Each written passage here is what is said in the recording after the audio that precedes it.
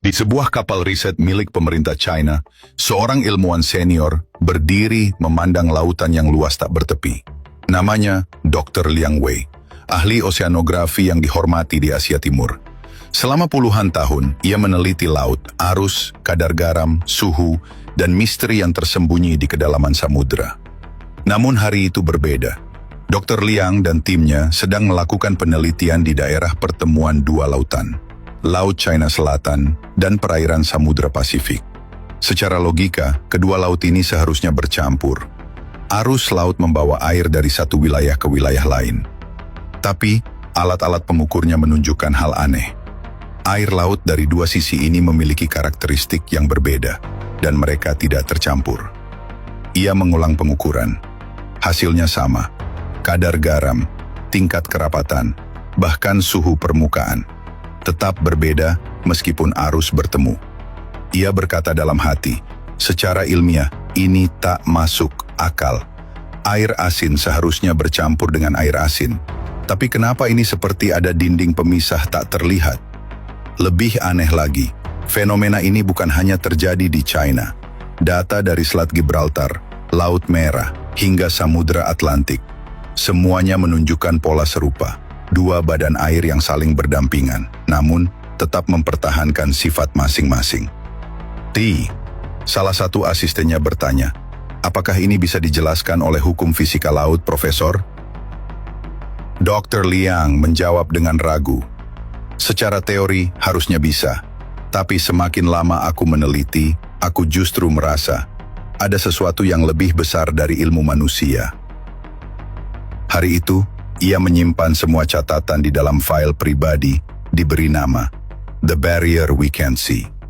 Artinya, penghalang yang tak terlihat. Dan sejak hari itu, Dr. Liang mulai gelisah. Karena ia tahu, sains hanya mampu menjelaskan bagaimana, tapi belum tentu bisa menjawab kenapa. Malam itu, di laboratorium oseanografi milik Universitas Kelautan Qingdao, layar monitor menyala terang. Di hadapan Dr. Liang, terbentang grafik-grafik kompleks, arus laut, kadar salinitas, peta termal, dan perbandingan dari berbagai titik samudra di dunia. Ia duduk sendirian. Tumpukan jurnal ilmiah dan buku-buku tebal berserakan di mejanya. Namun pikirannya tak lagi setenang air laut.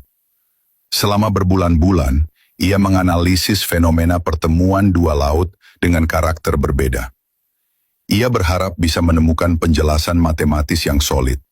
Namun kenyataannya, semakin ia menggali, semakin ia kehilangan kepastian. Jika dua cairan dengan salinitas berbeda bertemu, secara hukum difusi, mereka akan bercampur secara perlahan, pikirnya sambil menatap layar. Tapi laut tidak mengikuti rumus yang ia hafal. Justru, di titik-titik tertentu, laut seolah menolak bercampur. Ia memutar ulang rekaman bawah laut dari Selat Gibraltar. Tampak jelas dua warna air berbeda, biru kehijauan dan biru gelap, bergerak berdampingan, tapi tak bersatu. Ia menulis di catatannya, tidak ada dinding fisik, tidak ada batas buatan, tapi air itu tetap tidak bercampur. Apakah ini hanya kebetulan geofisika? Atau ada sesuatu yang belum kita pahami? Pada sebuah konferensi ilmiah internasional yang ia hadiri di Malaysia, Dr. Liang mempresentasikan temuannya. Saat sesi tanya-jawab, seorang profesor Muslim dari Arab Saudi mengangkat tangan dan berkata, "Maaf, Profesor Liang, apakah Anda tahu bahwa fenomena ini pernah disebut dalam kitab suci kami, Al-Quran, lebih dari 1400 tahun yang lalu?" Dr. Liang mengerutkan dahi. Apa maksud Anda, lautan yang tak bercampur disebut dalam Al-Quran? Profesor itu mengangguk. Ya, dalam surah Ar-Rahman, Tuhan berfirman, Maraja al-Bahraini, yaltaqiyan, bainahuma barzakhun la yabghiyan. Dua laut bertemu, tapi di antara keduanya ada penghalang yang tidak mereka langgar. Ayat 19 dan 20. Ruangan itu seketika sunyi. Dr. Liang tidak menjawab, tapi ia langsung mencatat potongan ayat itu.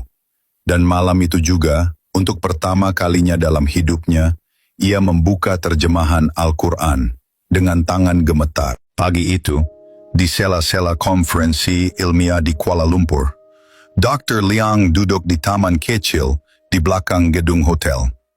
Udara masih sejuk, dan pikirannya masih sibuk mencerna apa yang ia dengar malam sebelumnya. Bagaimana mungkin kitab kuno dari abad ke-7 bisa menjelaskan fenomena laut yang bahkan baru dipahami lewat teknologi modern? Suara langkah mendekat memecah lamunannya. Ternyata itu adalah profesor Arab Saudi yang tadi malam mengutip ayat Al-Quran. Namanya Dr. Abdul Latif, ahli kelautan yang juga dikenal sebagai dai ilmiah di negaranya. Dr. Latif duduk di samping Dr. Liang dan tersenyum ramah. Apakah Anda sempat mencari ayat yang saya sebutkan tadi malam, Profesor Liang? Dengan nada ragu, Dr. Liang menjawab, Saya cari terjemahannya semalam, dan saya tidak mengerti. Bagaimana bisa kitab agama menyebut sesuatu yang bahkan tidak mungkin diketahui manusia waktu itu?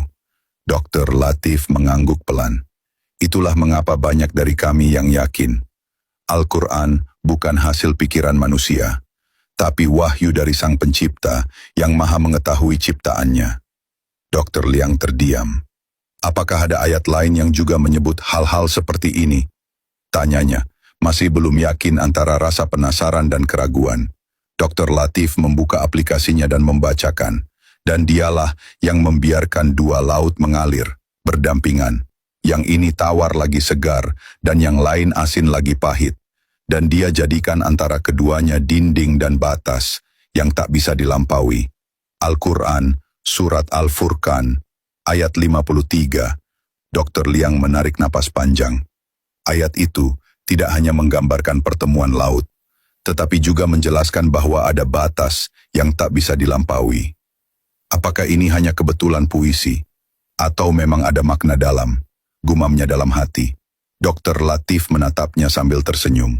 Profesor Liang, ilmu bisa membawa kita jauh, tapi hanya hati yang jujur yang bisa membawa kita kepada kebenaran sejati. Kata-kata itu menancap dalam di benak Dr. Liang. Dan sejak hari itu, ia tidak hanya membaca jurnal ilmiah.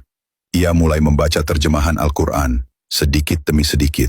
Karena untuk pertama kalinya dalam hidupnya, ia ingin tahu bukan hanya bagaimana dunia ini bekerja, tetapi siapa yang membuatnya bekerja. Setibanya kembali di China, Dr. Liang membawa lebih dari sekadar hasil penelitian. Ia membawa rasa penasaran yang mendalam, bukan tentang laut, tapi tentang wahyu. Di ruang kerjanya yang sunyi, di tengah tumpukan buku dan jurnal, Dr. Liang membuka sebuah terjemahan Al-Quran dalam bahasa Mandarin. Buku itu dibungkus sederhana, tapi tiap halaman seperti menyimpan misteri besar yang belum ia pahami. Ia mencari ayat-ayat tentang laut dan menemukannya, bukan hanya satu, tapi beberapa. Pertama, ia membaca dari surah Ar-Rahman ayat 19-20. Dia membiarkan dua laut mengalir yang keduanya kemudian bertemu. Antara keduanya ada batas yang tidak dilampaui oleh masing-masing.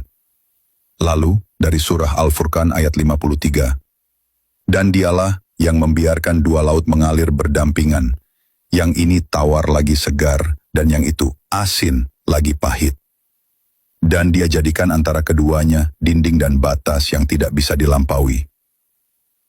Dr. Liang membaca berulang-ulang. Ia membandingkan kata penghalang dan batas yang disebut dalam dua ayat itu dengan catatan lapangan dan grafik ilmiahnya. Kata yang digunakan adalah barzakh, katanya lirih. Berarti penghalang, pembatas, sesuatu yang tidak terlihat tapi nyata. Ia membuka jurnal oseanografi internasional dan menemukan istilah yang digunakan untuk fenomena tersebut, haloklin dan termoklin, lapisan tipis yang membatasi dua air laut dengan kadar garam atau suhu berbeda, dan yang paling membuatnya merinding. Penjelasan ilmiah itu baru ditemukan abad ke-20. Tapi kitab ini sudah menyebutnya sejak abad ke-7.